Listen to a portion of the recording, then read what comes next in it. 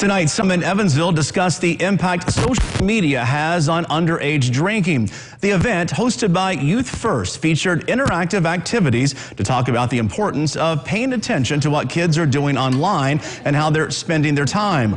Organizers say the event was aimed at helping the community recognize the warning signs in someone who may be abusing a substance and how to address the topic with younger kids.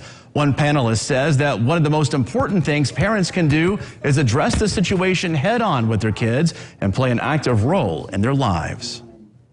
We've got to be really intentional about these topics, right? You know, you just as a parent aren't going to fall backwards into good solutions on how to address substance use. You're not going to fall backwards into good solutions on how to manage screen time. You know, I'm a father of 8 kids, and I think we all kind of wish, well, things will work their way out, but unless you're intentional, they're just not going to.